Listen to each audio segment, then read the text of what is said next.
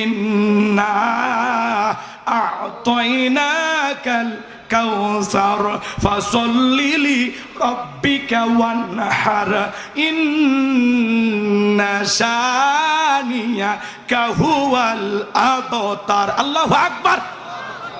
খারাপ লাগে, খারাপ লাগে। আল্লাহ তাআলা 1 নম্বর আয়াতে জানিয়ে দিলেন ইন্না আ'তাইনাকাল কাউসার। আল্লাহু আকবার। অবশ্যই আমি আল্লাহ পাক আপনাকে হাউজে কাউসার দান করেছি। ইন্না আ'তাইনাকাল কাউসার, নিশ্চয়ই আমি আল্লাহ পাক আপনাকে হাউজে কাউসার দান করেছি। এই পৃথিবীর অন্য কোন পয়গম্বরকে, অন্য কোন নবী রাসূলকে আল্লাহ পাক হাউজে কাউসার গিফট করেন নাই। আপনার আমার নবীকে আল্লাহ পাক হাউজে কাউসার দান করেছেন। এই হাউজে কাউসারের পানি দুধের মতো সাদা, মধুর চাইতে মিষ্টি, পানির চাইতে ক্লিয়ার।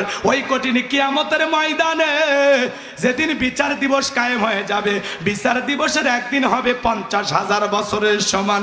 যেদিন সূর্য সহাত মাথার উপরে চলে আসবে বাজান, সূর্যের তাপে জমিনটা তামার জমিন হয়ে যাবে। যেদিন পাহাড় পর্বত নদী নালা খাল বিল বিল্ডিং ইমারত কোনো কিছু থাকবে না। কুল্লু মান আলাইহা ফান, এই পৃথিবীর জমিনের সবকিছু আল্লাহ তাআলা ধ্বংস করে দিবেন।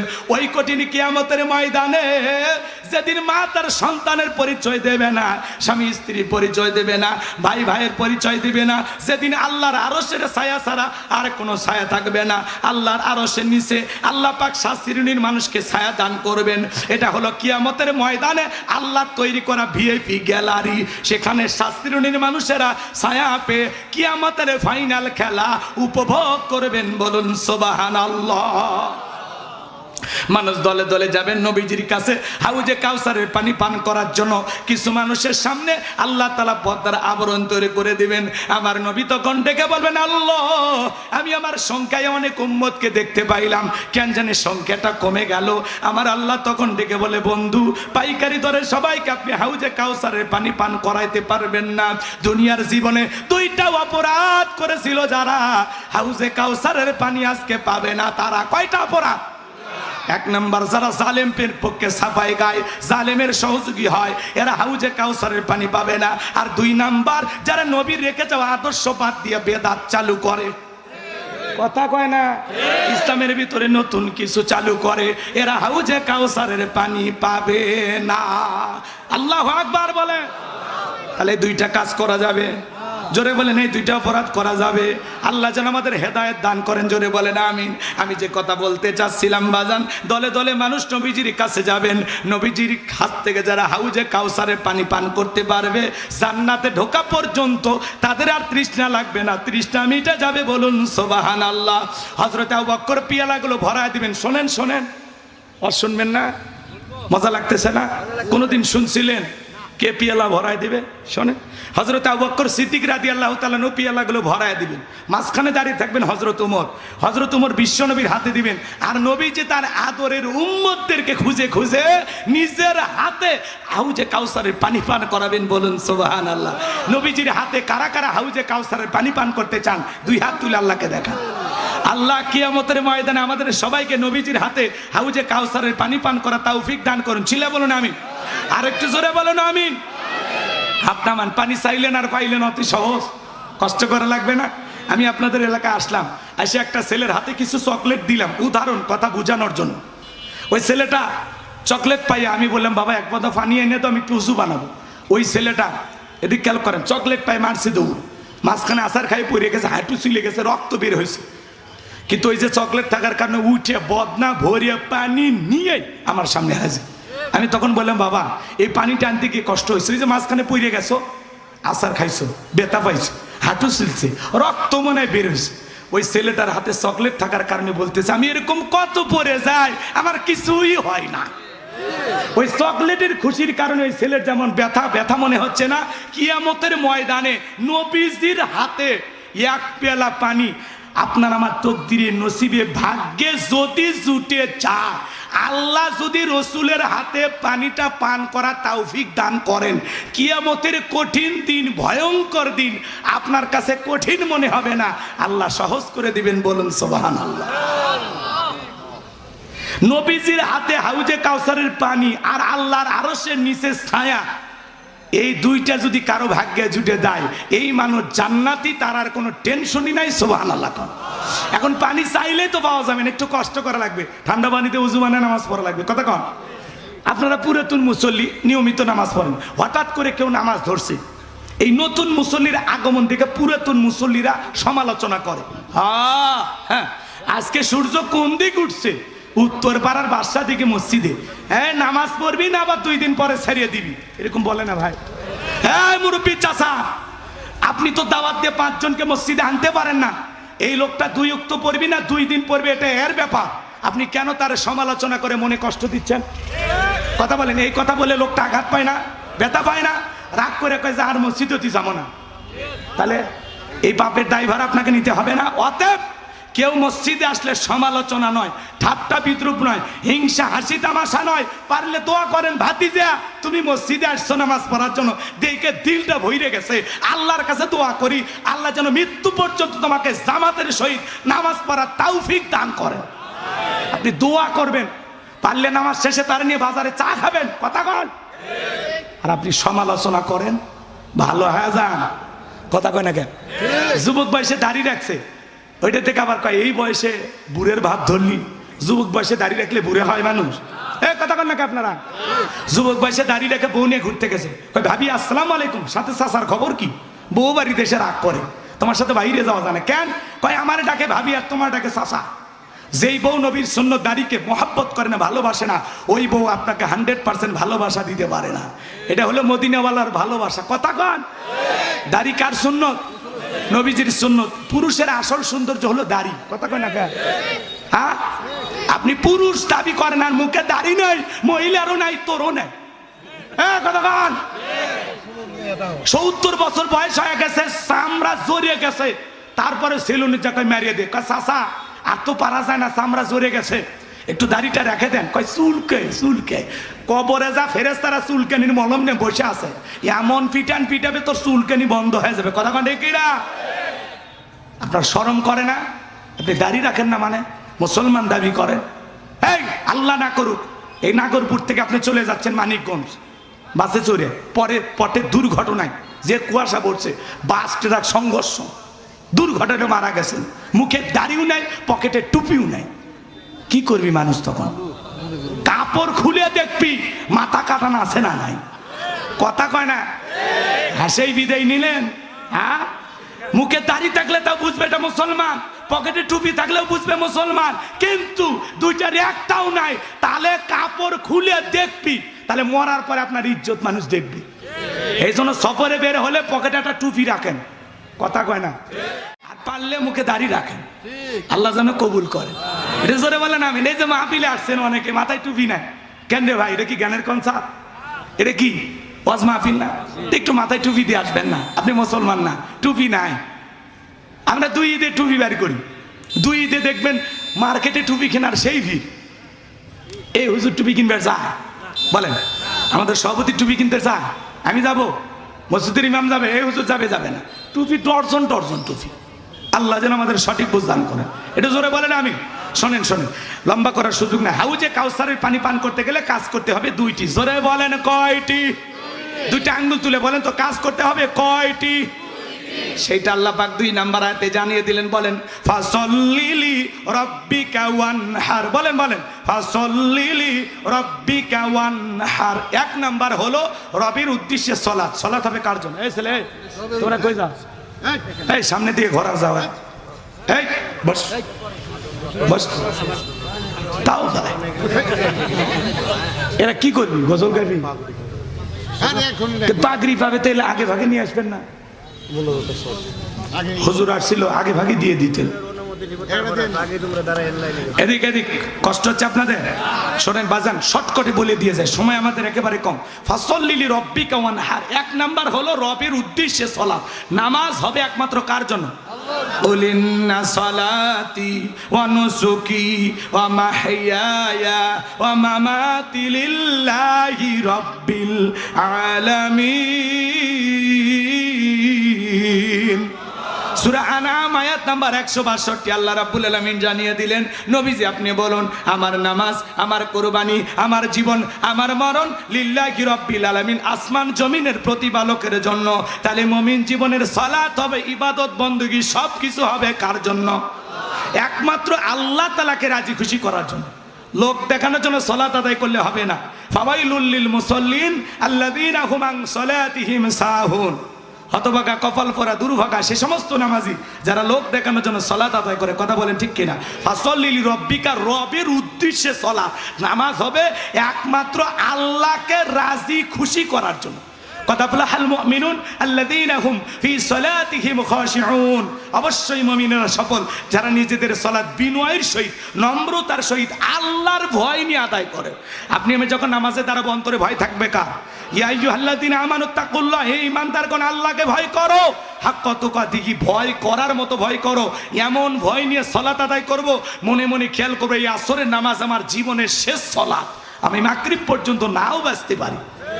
ফাঁসির আসামি যেমনের শেষ মনে করে নামাজ পড়ে, প্রত্যেকটা ওয়াক্তে ওইভাবে নামাজ পড়বেন, তাহলে নামাজগুলো সুন্দর হবে। ফাসল্লি লিরাব্বিকা, রবের উদ্দেশ্যে সালাত। 2 মিনিটে 2 রাকাত, 4 মিনিটে 4 রাকাত, ওই 4G 5G গতির নামাজ দিয়ে জান্নাত পাওয়া যাবে না। জহরের 4 রাকাত সুন্নত, ইমাম আর মুসল্লি একসাথে নিয়ত বেঁধেছে, ইমামের 2 রাকাত হওয়ার আগে মুসল্লি 4 রাকাত শেষ। হুজুর জিজ্ঞাসা করছে, সামিয়া আমার 2 রাকাত হয় না, আপনার 4 রাকাত? বলে হুজুর আপনাদের চর্চা কম। হুজুরেরই বলে চর্চা কম। এরকম নামাজি আছে না নাই? এরকম নামাজ পড়লে হবে না। এই জন্য আমি আমার ওয়াজে বলি, এই দেশে নামাজি আছে 5 রকমের। জোরে বলেন কয় রকমের? এটা জোরে বলেন না, কয় রকমের? 5 ধরনের নামাজি পাওয়া যায়। একটা 5-এর, একটা 7-এর, একটা ঠাটের, একটা খাটের, একটা ভোটের। বুঝলেন না? বুঝিয়ে বলবো, শোনেন। নিয়মিত 5 ওয়াক্ত সালাত যারা আদায় করে এরা নির্ভেজাল মুমিন, খাঁটি মুসলমান, এরা সত্যিকারী আল্লাহর বান্দা। আল্লাহ আকবার বলেন। নিয়মিত 5 ওয়াক্ত সালাত আদায় করতেই হবে, এটা রবের বাধ্যতামূলক ওয়াদা। নফল না ফরজ? বাংলাদেশে জুমার নামাজের জন্য মসজিদ ভাঙে 2 তালা 3 তালা করা হয়, আর ফজরের নামাজের সময় এক কাতার মুসল্লি পাওয়া যায় না। এমনও মসজিদ আছে মুয়াজ্জিন একাই আযান দিয়ে একাই নামাজ পড়ে, এক শালা মসজিদে আসে না। কি হয়েছে? কিসের গাল? এটা গাল, এটা আদরের ভাষা, বোঝে না। আপনাকে বিয়ে করলে বইয়ের ভাই কি কন, তেতে কি হয়েছে? রাগ করছে? এটা গালি না, এটা হলো আদরের ভাষা। মানে হুজুর মানুষটা একবারে মুখ খারাপ করা যায় না, এটা নর্মাল গালি। রাগ করছেন নাকি? হ্যাঁ, মসজিদের সাথেই বাড়ি, আজান হয়, কম্বলের ভিতর থেকে বের হয়ে পেশাব করে আবার কম্বলের ভিতর থেকে হুজুর কিন্তু পেশাব করার জন্য ডাক দিছে। কপাল পোড়া, কপাল পোড়া। কথা কন ভাই, মন খারাপ করি না বাজা। বিশ্বনবীর জামানায় ফজরের নামাজের সময় মসজিদ কানায় কানায় পূর্ণ, জুমার নামাজের সময় মসজিদ কানায় কানায় পূর্ণ। সুবহানাল্লাহ। আর আমার দেশে 7 দিন পর পর জুমার নামাজ পড়ে, এরা হলো 7-এর মুসল্লি। মসজিদের টাইসে ধুলে পড়ে থাকলে ধুলে ঘষে আর বলে হুজুর বেতনটা না হালাল করে।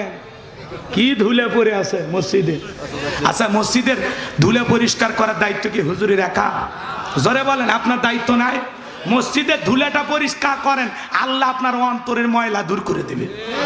বিশ্বনবী এক মসজিদে নামাজ আদায় করলেন, পাশে একটা নতুন কবর। সাহাবা ইকরামদেরকে লক্ষ্য করে বলেন, ও আমার সাহাবীরা, এই কবরে থাকা ব্যক্তি জান্নাতি। সুবহানাল্লাহ বলেন। সাহাবীরা জিজ্ঞাসা করলেন, নবী গো এই ব্যক্তি জান্নাতি কেমনে, বুঝলাম না। আল্লাহ রসুল তখন বললেন, এই ব্যক্তি নিয়মিত আল্লাহর ঘরটা ঝাড়ু দিত, পরিষ্কার পরিচ্ছন্ন রাখতো। শুধু মসজিদ ঝাড়ু দেওয়ার কারণে আল্লাহ খুশি হইয়া তার এই আমলের বদলতে কবর জান্নাত বানিয়ে দিয়েছে। তাহলে মসজিদ খালি হুজুরের একার দায়িত্ব? ইয়া কি হুজুর আজান, ইমামতি, খাদেমগিরি, বেতন 2500 টাকা, 3-4 হাজার টাকা। কথা কন না কেন? রাগ করবেন না, রাগ করবেন না। এক সভাপতি এসে কয়, হুজুর আমার ছেলে চাকরি পেয়েছে, দোয়া করেন। হুজুর দোয়া করে আর বলে, আল্লাহ আমি যেরকম বেতন পাই সভাপতির ছেলের বেতনও যেন সেরকম হয়। এই যেই দোয়া করছে, সভাপতি কয়, হুজুর দোয়া ব্রেক করেন, আর লাগবে না। কেন? কয় আপনার মতো বেতন পাইলে আমার ছেলের চলবে। কথা কেন? তো হুজুরের চলে আপনার ছেলের চলবে না কেন? কয় হুজুর আপনাদের বরকত আছে। আলহামদুলিল্লাহ, ঠিকই বলছেন। ওই 5-6 হাজারের মধ্যে আল্লাহ এমন বরকত দেয়, স্বাধীনভাবে আসি, কোনো ঋণ নাই। কথা কর। আল্লাহ যেন আমাদের হেদায়েত দান করেন। জোরে বলেন আমিন। তাহলে 7 দিন পরে পরে জুমার নামাজ পড়ে যারা, এরা হলো 7-এর মুসল্লি। আর মানুষ মরে গেলেও নামাজ পড়ে যারা, দেখেন না খাটের মুসল্লি, কথা কয় না কেন? মানুষ মরে গেলে আপনাদের মসজিদে এলান জারি হয় না, এই গ্রামের অমুক ব্যক্তি মারা গেছে, ইন্না লিল্লাহি ওয়া ইন্না ইলাইহি রাজিউন। মৃত্যুর সংবাদ শুনে সকালবেলা বউকে ওঠে বলে, বউরে হাইরে উত্তরপাড়া বাদশা, পরশুদিন বাজারে চা খেলাম, হ্যাঁ বিল পর্যন্ত দিবে, দিল না, তাই ভাই আমি বিল দিব। ইস, সেই লোকটা মারা গেল, বেঁচে থাকলে আর 10 দিন চায়ের বিল দিত, কথা কয় না কেন? তাড়াতাড়ি পাঞ্জাবি ধুইয়া দিয়ে জানাজায় যাওয়া যাবে। ওই বলেন তো ফজর পড়ছে কিন্তু জানাজায় যাবে, কথা কন আছে না? এবার হুজুর জহরের নামাজের আগে কি, আগে জানাজা না পরে জানাজা? এবার হুজুর জহরের 4 রাকাত ফরজের নিয়ত বেঁধেছে, এই দৌড়ে এসে দেখেছে জানা শুরু হয়েছে কি জহরের নামাজ। তখন বলতেছে যেহেতু জহর পরে জানাজা, আজকে জহরটা পড়েই নেই, আল্লাহু আকবার। উদ্দেশ্য হলো জানাজা পড়া, জহর পড়া না, বাধ্য হইয়া পড়েছে, কথা কয় না? এরকম অনেক জায়গায় জানাজা যা আপনারা জহর পড়েন না, কিন্তু ওই দিন ফজর পড়ছিলেন, আবার জহর পড়িয়া মাটি টাটি দিয়ে বাড়িতে এসে কি আসর পড়ছিলেন না। এই হলো আমাদের অবস্থা। আর 2 ঈদের নামাজ পড়ে যারা, এরা হলো ঠাটের মুসল্লি। সে একটা পাঞ্জাবি কিনে হুজুরের সাথে, হুজুর আপনারাই আল্লাহওয়ালা, ঈদের নামাজ শেষে হুজুরের সাথে সেই কোলাকুলি, সেই মোহাম্মত ভালোবাসা দেখায়। হুজুর বলতেছে ভাই রোজা কত? 29টা না কয় 30টা? কয় হুজুর একটাও না, রোজাও রাখিনি, তারাবি পড়িনি, কিন্তু ইফতার খাওয়া মিস করিনি। হিন্দুদেরকে ডাকা ইফতার খেলেছি হুজুর, আমার মনে এত ভালো, কথা কয় তোমার এই ভালোর দাম আছে? হ্যাঁ, রাগ করতেছেন?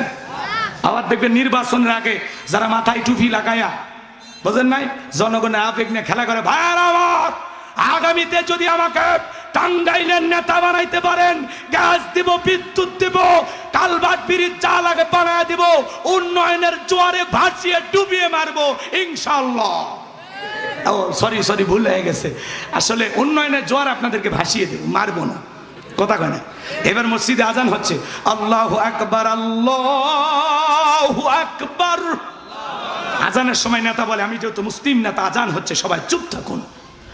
আজানের সময় নেতা বক্তৃতা বন্ধ করে, কিন্তু নামাজ পড়ে না, কথা কন, এরকম আছে না? না, ভোটের আগে মাথায় টুপি, মুখে খোসা খোসা দাড়ি, গায়ে লম্বা পাঞ্জাবি নিয়ে হাজির হয় যারা, এরা হলো ধর্ম ব্যবসায়ী। কোন আলেম ধর্ম ব্যবসায়ী নয়, কথা বলে ঠিক কিনা? এমন কায়দায় নির্বাচনের আগে মাথায় টুপি, মুখে দাড়ি, হিন্দু নেতাও টুপি পরে আসে, কথা কয় না গো? আমরা আল্লাহর কাছে বলি, আল্লাহ নেতা যেহেতু টুপি পরেছে, কালেমাটা পড়ার ব্যবস্থা করে দাও। আল্লাহ কবুল। ভক্তি, বিশ্বাস, ভালোবাসা বেড়ে যায়, পারবেন না ইনশাআল্লাহ? বাড়িতে আজকে সালাম দিবেন, আসসালামু আলাইকুম, বউ চমকে উঠতে পারে, কারে সালাম দিলা? তখন বলবেন শেফালি তোরই দিলাম। বলতে পারে আজকে বার কোন হুজুরের মুরিদ বাড়িতে ঢুকলা, সেদিনই তো মুখের কাছের কলা চুরি করলাম, কথা বোঝেন নাই? 2-4 দিন দিতে দিতে অভ্যাসে পরিণত হবে, পারবেন তো ইনশাআল্লাহ? হে যুবকে, কারে সালাম দিবা? বাড়ির যা বউকে সালাম দিবেন। যদি লোকজন না থাকে, বইয়ের হাতটা ধরে মুসাফা করবেন, কথা কয় না? কার হাত? হে যুবক, কার হাত? বইয়ের হাত। পাশের বাড়ির ভাবির হাত না ধরলে ঝাঁটা দিয়ে পিটাবে। বইয়ের হাত ধরে মুসাফা করেন। একেবারে ময়দান ফাঁকা থাকলে কোলাকুলিও সেরে নেবেন। বিশ্বাস করেন, আপনারা যদি দাম্পত্য জীবনে সুখ আর শান্তি পেতে চান, রসুলের 4টে সুন্নত আছে। জোরে বলেন কয়টি? এই 4টে সুন্নত যদি প্রত্যেকটা স্বামী স্ত্রী তাদের দাম্পত্য জীবনে আমল করে, মৃত্যু পর্যন্ত সম্পর্ক টিকে থাকার গ্যারান্টি। জীবনে কোনোদিন তালাক হবে না, বিচ্ছেদ হবে না। কয়টা সুন্নত শুনবেন? কি কি? হ্যাঁ, স্লোগান শোনেন না? আপনি কি দাম্পত্য জীবনে অসুখী? যদি সত্যি সুখ পেতে চান, তাহলে রসুলের 4টে সুন্নত প্রত্যেকটা মুসলমানের ঘরে আমল করা লাগবে। আমি বলবো এখনই বলতে গেলে এলোমেলো হয়ে যাবে, একটু সময় দেন, শেষের দিকে বলবো ইনশাআল্লাহ, যদি আপনাদের ধৈর্য থাকে। আল্লাহ কবুল করেন, চিল্লা বলেন আমিন। এইবার শোনেন আমার ভাইয়েরা, বউকে সালাম দিয়ে বাড়ির ভিতরে প্রবেশ করবেন, মনে থাকবে তো? থাকবে তো? এক জায়গায় ওয়াজ করলাম, বলে হুজুর বউকে সালাম দিতে শরম লাগে। আমি তখন বললাম, তুমি বিয়ে করছো বাবা? কি কন হুজুর? 3 সন্তানের বাপ আমি তখন বললাম, স্ত্রী সহবাসের একটা দোয়া আছে, তুমি কি জানো? কয় তো হুজুর, ওটা দোয়া পড়ার টাইম, কথা কয় না। 3 সন্তানের বাবা হয়ে যায়, সালাম দিবের মনে চায় না। তাহলে বলেন তো বাজান, এর শরমের কারণে সালাম দেয় না নাকি শয়তানি? কারণ শরম যদি বেশি হয়, তার বইয়ের তো বাচ্চা হওয়ারই কথা না। বইয়ের বাচ্চা হয়ে যায়, তোমার শরম লাগে না, আর সালাম দিতে গিয়ে শরম লাগে না। কোন স্বামী যদি স্ত্রীকে সালাম দেয়, তাতে কি স্বামীর সম্মান ছোট হয়? হ্যাঁ দেবেন। 10 দিন দিতে দিতে 11 দিনের মাথায় দেখবেন বউ দেওয়া শুরু করছে। আসসালামু আলাইকুম, কি বলটুরুয়া বলেন নাই? শিকার লাগবে তো, স্বামীর কাছ থেকে তো বউ শিখবে, তাই না? ছোট ছোট বাচ্চা কাচ্চা আপনাদের ঘরে নাই, সালাম দিবেন, দেখবেন 2-4 দিন পরে ওই বাচ্চারাও আপনি বাড়িতে ঢোকা মাত্রই সালাম নিতে নিতে হুঁশ পাবেন না। ছেলে দিবে সালাম, মেয়ে দিবে, বউ দিবে, কি শান্তি! আর কি শুরু করছেন আপনারা? সূরা নূরের 27 নম্বর আয়াতে আল্লাহ তাআলা স্পষ্ট জানিয়ে দিয়েছেন, এক মুসলমান যখন আরেক মুসলমানের গৃহে প্রবেশ করবে, এক মুমিন যখন আরেক মুমিনের গৃহে প্রবেশ করতে হবে, ওই গৃহবাসীর অনুমতি নিয়ে সালাম দিয়ে ঢুকতে হবে। আর আপনি রুবেল রুবেল কয়ে বাড়ির ভিতরে ঢুকে পড়েন, রুবেলের বইয়ের ওন্না ঠিক নাই, ওর মা কি করতেছে, ওর বোন কি করতেছে, সব এক নজরে দেখা শেষ। নির্লজ্জ বেহায়া কথাকার। মুসলিম হয়ে থাকলে এই কথাগুলো আমল করবেন, খালি হাসি না। কি হুজুর? ঠিক। আপনি একজন মুসলমান আর একজন মুসলমানের বাড়িতে প্রবেশ করবেন, আগে সালাম দেবেন, অনুমতি নেবেন, তারপরে বাড়িতে ঢুকবেন। আপনি জানালা দিয়ে উকি ঝুঁকি মারেন, পাঁচি টপকে ভিতরে ঢোকেন, চোরের সে কোনো অংশে কম নাকি আপনি? কথা কয় নাকি? উকি ঝুঁকি কারা মানে? ভালো মানুষ বোঝা লাগবে, ভালো হয়ে যান, খালি ওয়াজ না ওয়াশ করবো। রাগ করবেন না আমার ভাইয়েরা, আমি যে কথা বলতে চাচ্ছিলাম হৃদয়ের কান পেতে কথাগুলো শুনে যান। এই সমাজের ভিতরে অনেক অসঙ্গতি আছে বাজান, বলতে গেলে লম্বা সময় লাগবে, এত সময় আমার হাতেও নাই, আমি আপনাদেরকে কষ্ট দিতে চাই না। নবীজি সালাম দিয়ে ঘরের ভেতরে প্রবেশ করলেন, আম্মা জান আয়েশা ডেকে বলেন, নবীজির চেহারার আলোতে সুইটা কই পড়ে আছে আমি পরিষ্কার দেখতে পেয়েছি। আপনার আমার নবী কেমন দামি নবী পাইছি বাজান। নবীর সম্মান মর্যাদা কত জানেন? এক জায়গায় ওয়াজ করলাম, ভাই বলেন তো আমাদের নবীর নাম কি? বলে হুজুর আব্দুল কাদের জিলানী। পীর সাহেবের নাম মুখস্থ আছে, কিন্তু দয়ার নবীর নামটাও বলতে পারে না, এমনও কপাল পোড়াও আছে না নাই? যে নবী জমিনে পথ চললে আসমানের মেঘ এসে ছায়া প্রদান করে, যেই নবীর চেহারার উপরে মশা মাছি পড়া হারাম। একটু সুবহানাল্লাহ বলেন। যে নবী ঘেমে গেলে আম্মা জেনেরা বিশ্ব নবীর দেখে ঘামগুলো শিশির ভিতরে জমা রাখতেন। বিশেষ দিনে নবীজির দেখে ঘামগুলো সুগন্ধি হিসেবে ব্যবহার করা হতো। নবী যদি থুতু নিক্ষেপ করতো, সেখান থেকে সুগন্ধি বের হতো। হযরতে আনাস বলেন, নবীজির দেখে চাইতে দামি সুগন্ধি জীবনে কোনো দিন আমি আমার নাকে পাইনি। কেমন নবী পাইছি বাজান?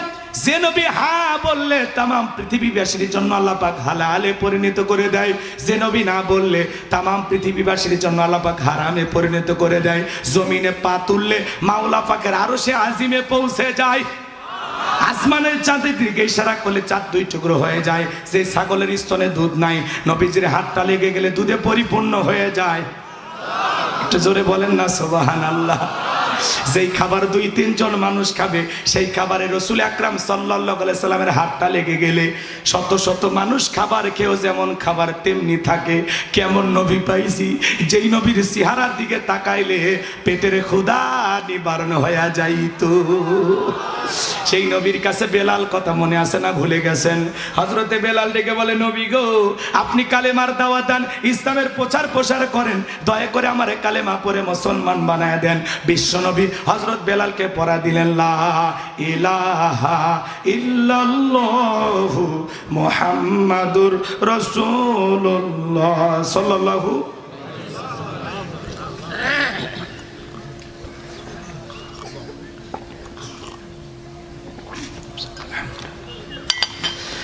হযরতে বেলাল কালেমা পড়ে মুসলমান হয়ে গেল। আমার নবী দেখে বলে, বেলাল কালেমা পড়েছো, আপাতত প্রকাশ করা যাবে না, কারণ ইসলামের অবস্থা এখন ভালো না। কথা কয় না? 3 বছর গোপনে গোপনে দাওয়াত দিয়েছে, প্রকাশ করাই যায়। মক্কার 13 বছরের জিন্দেগিতে 3 ভাগে ভাগ করা হয়, 3 বছর, 5 বছর, 5 বছর। এগুলো নিয়েও কিছু ব্যাখ্যা আছে, আলোচনা আছে, সুন্দর করে গুছিয়ে বললে আপনারা ভালো করে বুঝতে পারতেন। 3 বছর প্রকাশ্যে কালেমা উচ্চারণ করে দেওয়া যায়নি। কয় বছর? জোরে বলেন, কয় বছর? এই জন্য নবীজি বেলালকে বলতেছে, বেলাল ইসলামের অবস্থা এখন ভালো না, কালেমা পড়েছো, আপাতত প্রকাশ করা যাবে না, এটা মনের ভিতরে রেখে দাও, বাইরে প্রকাশ করো না। এদিকে খেয়াল করেন, আজও যদি আমরা তাম পৃথিবীর দিকে তাকায় দেখি, বলেন তো বাজান ইসলামের অবস্থা কি খুব একটা ভালো? আজও তাম পৃথিবীতে জালেম বেঈমানের ঐক্যবদ্ধ হয়েছে ইসলাম আর মুসলমানকে মুছে ফেলার জন্য। কথা বলে ঠিক কিনা? আজও ফিলিস্তিনের জমিনে মুসলমানের রক্ত নিয়ে খেলা করে নেতানিয়াহু। কথা বলেন ঠিক কিনা? মনে রাখবেন, নমরুদ ফিরাউনের জায়গা যেমন পৃথিবীর জমিনে হয় নাই, আজও পৃথিবীর জমিনে যারা মুসলমানের রক্ত দিয়ে খেলা করতেছে ওই জালেমদের জীবনের পরিণতি নমরুদ ফিরাউনের চাইতে ভয়ঙ্কর হবে। কথা বলেন ঠিক কিনা? আজও কাশ্মীরে মুসলমানের রক্ত ঝরে, আজও চীনের উইঘুরে মুসলমানদেরকে হত্যা করা হয়, মসজিদগুলো ভেঙে দেওয়া হয়, আজও পাশের দেশ ভারতে গরুর গোশত খাওয়ার অপরাধে মুসলমানকে পিটানো হয়। কথা বলেন না কেন? আজও তাম পৃথিবীর দিকে তাকায় দেখেন, তাম পৃথিবীর জালেমেরা সাদা চামড়ার দলেরা ঐক্যবদ্ধ হয়েছে ইসলাম আর মুসলমানকে জমিন থেকে বিদায় করে দেওয়ার জন্য। কিন্তু ওরা তো জানে না ইসলামের সুইচ কার হাতে। ইসলাম আর মুসলমানকে মুছে ফেলার ক্ষমতা কার আছে? ইসলামের সুইচ কার হাতে? ইউরিদুনা লিতুফিউ নূরাল্লাহি বিআফওয়াহিহিম আল্লাহু মুতিম্মু নূরিহি ওয়ালাউ কারিহাল কাফিরুন। সূরা সফ আল্লাহ তাআলা জানিয়ে দিলেন কাফেরা চায় মুখের ফুৎকারে দিনের আলোকে, ইসলামের আলোকে, কোরআনের আলোকে নিভায়া দিতে। আমি আল্লাহ রাব্বুল আলামিন বলে দিলাম আল্লাহু মুতিম্মু নূরিহি, এই জমিনে দিনের আলোকে, কোরআনের আলোকে, ইসলামের আলোকে আমি আল্লাহ পাক প্রতিষ্ঠিত করেই ছাড়ব। যদিও কাফির বেঈমানদের অন্তরে যত ধরনের জ্বালা যন্ত্রণা হোক না কেন, এই পৃথিবীতে ইসলামের আলো চালু হলে বেঈমানদের জ্বলবে। এই জমিনে তারা ইসলাম প্রতিষ্ঠিত হোক এটা ওরা চায় না, এই জন্য ওরা সব সময় ষড়যন্ত্র করেই যাচ্ছে, এখনো চলমান, কিয়ামত পর্যন্ত চলতেই থাকবে। কথা বলেন না কেন? ইসলামের আরো ভালো থাকবে, ইমানেরা চায়। হ্যাঁ, ক্ষমতার কত অহংকার দেখেন না? বাংলাদেশেও যারা ক্ষমতার চেয়ারে বসেছিল দাম্ভিকতা অহংকারে এদেশের ওলামা ইকরামদের উপর নির্যাতন জুলুম চালিয়েছিল। কথা বলে ঠিক কিনা? যারা পালিয়ে গেছে তাদের সবচাইতে বড় অপরাধ ছিল, সবচাইতে পরাজয়ের একমাত্র কারণ হলো এদেশের ওলামা ইকরামদের গায়ে হাত দেয়া, আলেমদেরকে লাঞ্ছিত করতে। কথা বলেন না কেন? যারা আলেমদেরকে লাঞ্ছিত করেছিল আজকে তারা নিজেরাই লাঞ্ছিত। কথা বলে ঠিক কিনা? এই জন্য কি মনে করেন তাদের পতনে এমনি হয় নাই? তারা অসংখ্য অগণিত মানুষদেরকে, নিরপরাধ মানুষদেরকে বছরের পর বছর জেলখানায় বন্দী করে রেখেছিলেন। এদেশের আলেমদেরকে ফাঁসির দড়িতে ঝুলিয়েছেন, শাপলা চত্বরে ইতিম হাফেজ আলেমদের গায়ে গুলি বর্ষণ করে বিদায় করে দিয়েছিলেন। যাদের হাতে মুসলমানের রক্ত লেগেছিল আজকে তারা ক্ষমতার চেয়ার থেকে পালিয়ে গেছে। কথা বলে ঠিক কিনা? আমরা বারবার বললাম ম্যাডাম পদত্যাগ করেন, আল্লাহ বলে কিসের পদত্যাগ? এরা যে অন্যায় অপরাধ করেছে শুধু পদত্যাগ না, আমি আল্লাহ এদেরকে দেশ ত্যাগ করতে বাধ্য করব। ইন্না বাতশা রাব্বিকা লাশাদীদ, আল্লাহর পাকড়াও বড় কঠিন। আল্লাহ ধরে না, যেদিন ধরবে মামু বাড়ি দিল্লি গিয়ে পড়বে। কথা বলেন ঠিক কিনা? বাড়াবাড়ি করতে নাই। কথা বলেন না কেন? ভয় পাচ্ছেন নাকি আপনারা? ভয় পাওয়ার দিন আসে? ভয় পাওয়ার কোনো সুযোগ নাই। যত ভয় পাবেন তত ঘাড়ের উপরে চেপে বসবে। একটু ঝাড়ি মেরে উঠে যান, সব পড়ে যাবে। হ্যাঁ, কাউরে আর ঘাড়ে চাপতে দিন না। রাগ করতেছেন নাকি? আমরা কোনো বাতিলের চোখ রাঙানিকে ভয় পাই না, কারো হুমকি ধুমকিকে ভয় পাই না। আমরা মুসলিম জাতির পিতা ইব্রাহিমের সন্তান, যে ইব্রাহিম আল্লাহর খুশির জন্য নমরুদের আগুনে পুড়তেও রাজি। কথা বলেন ঠিক কিনা? আমরা ইসমাইলের ভাই, যে ইসমাইল আল্লাহর খুশির জন্য ছুরি নিচে জবাই হইতেও রাজি। কথা বলেন ঠিক কিনা? আমরা মা হাজেরার সন্তান, যে মা হাজেরা তার হাজার ইসমাইলকে আল্লাহর খুশির জন্য কুরবানি করে দিতে পারে। কথা বলেন ঠিক কিনা? এই জন্য টাঙ্গাইলের মুসলমান যদি কখনো ডাক আসে আল্লাহর জমিনে আল্লাহর দ্বীনকে প্রতিষ্ঠিত করার জন্য, করোনা সমাজ ব্যবস্থা ক্যাম্প করার জন্য কারা কারা বুকের তাজা রক্ত দিতে রাজি, তুই হাত তুলে আল্লাহকে দেখা।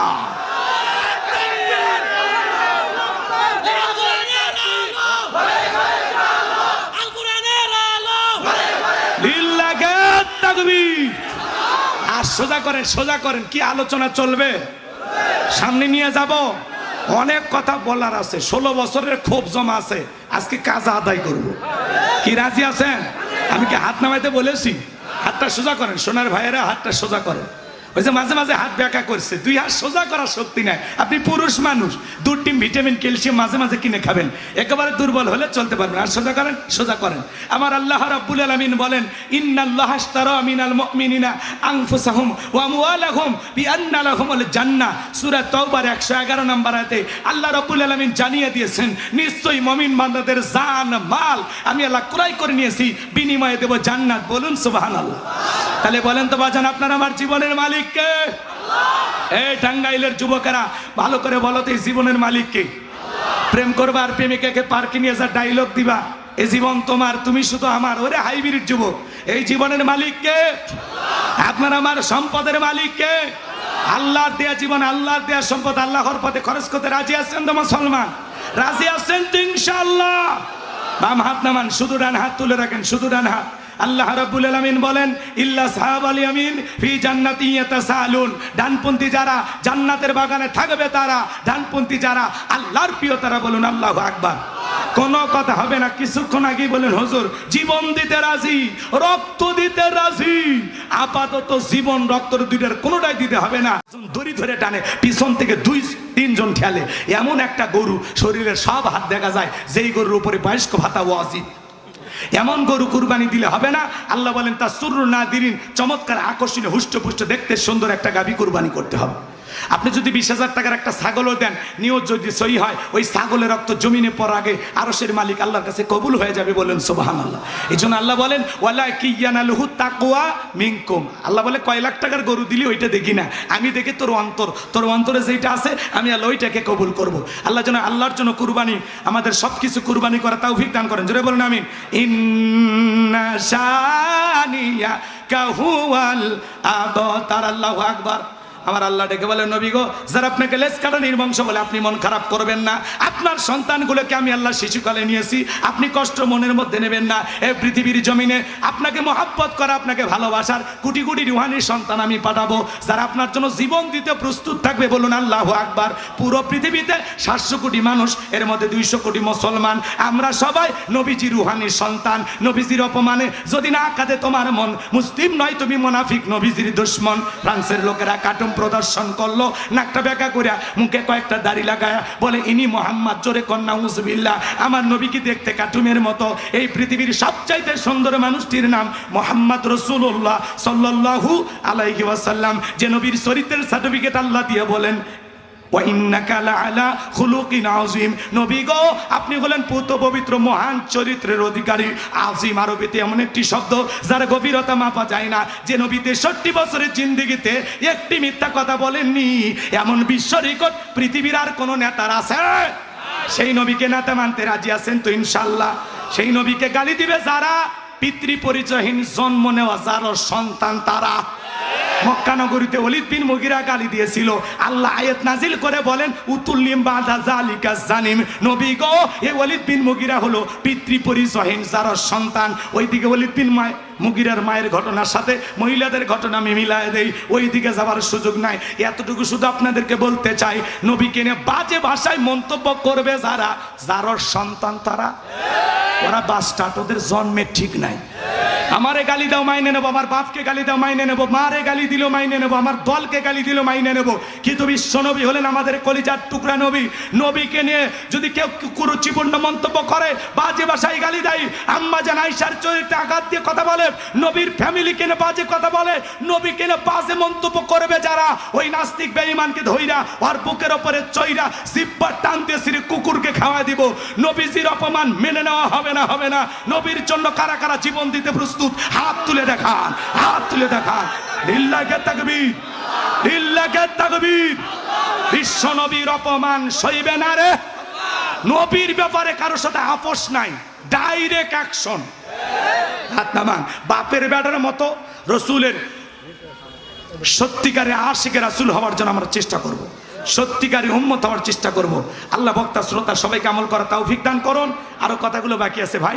এই আসরের নামাজ যদি আমাদের কাজা হয়ে যায়, আল্লাহ বলবে, এ গোলাম রব্বানি বক্তা এদিকে আয়, তোরে তক্তা মানে আজকে জাহান্নামে পাঠাবো, কিচ্ছু করার থাকবে না ভাই। আখিনুর হাত পাকা মার্কা প্রার্থী 10,000 টাকা দিয়েছে। সাধারণ সম্পাদক কি? আখিনুর। আখিনুর হাত পাকা পদপ্রার্থী, ভবিষ্যতে এমপি মহোদয় আশা আছে না? জি, 10,000 টাকা। লিল্লাহি তাকবীর। হাত হাত পাকা মানে বোঝেন আমাদের সর্বনায় হুজুরের হাত পাকা। জি ঠিক আছে। পাকার বাতাসে আল্লাহ যেন দুনিয়া ঠান্ডা করে দেয়। জোরে বলেন আমি। 5 জন ছাত্র পাগল। 5 জন পাগড়ি পাবে। অনেকের টাকা দেওয়া বাকি। অনেকের টাকা দেওয়া বাকি আছে, যদি পারেন দেবেন। আর সবাই একটু সহযোগিতার হাত বাড়াবেন। আর আমার গাড়িতে আমার লেখা একটা বই আছে, শেষ বিদায়, যদি পারেন স্মৃতি হিসেবে নিয়ে যাবেন। যুবক শোনো শোনো, তোমাদের জন্য আমি তেমন কিছু বলতে পারলাম না, সময় নাই। যদি পারো আমার লেখা বইটা নিয়ে যাবা, শেষ বিদায়। মৃত মানুষকে কিভাবে বিদায় করতে হবে, মৃত ব্যক্তি চুমা খাওয়া জায়েজ না হারাম, স্বামী স্ত্রী মারা গেলে একে অপরকে গোসল করাতে পারবে কিনা, আত্মহত্যা করে মারা গেলে তারা জানাজায় যাওয়া যাবে কিনা, জান্নাত জাহান্নাম আখিরাত সম্পর্কে কবরের সলজব সহ বিশেষ কিছু দোয়া, 2টা গজল সহ 76 পৃষ্ঠার বইটা যদি পারেন 50 টাকা হাদিয়া দিয়ে আপনারা সংগ্রহ করে নিয়ে যাবেন। যুবক যারা আসো, যাদের ওযু আছে, ভাই এখানে নামাজ হবে, ওটা বাসা করেন না, পরিবেশ নষ্ট করেন না। যুবক যদি পারো স্মৃতি হিসেবে নিয়ে যাবে। এগুলো বই তো কিনবা না তোমরা, কেন উপন্যাস, প্রেম কেন কাদায়, যৌবনের মৌবনে অভিশাপ করে আর মিলন হবে কতদিনে, তোর মরণের পরে। আল্লাহ যুবকদের হেদায়েত দান করুক। জোরে বলেন আমি। পাগড়ি দিচ্ছে হুজুর, আপনি দিতে থাকেন। এর নামগুলো বলো। খোকন ভাই মঞ্চে এই হাফিজদের, খোকন ভাই মঞ্চে চলে আসেন। আচ্ছা হাফিজদের নাম আছে তো নামগুলো লিখে রাখবেন না। সাকিব। সাকিব আর কি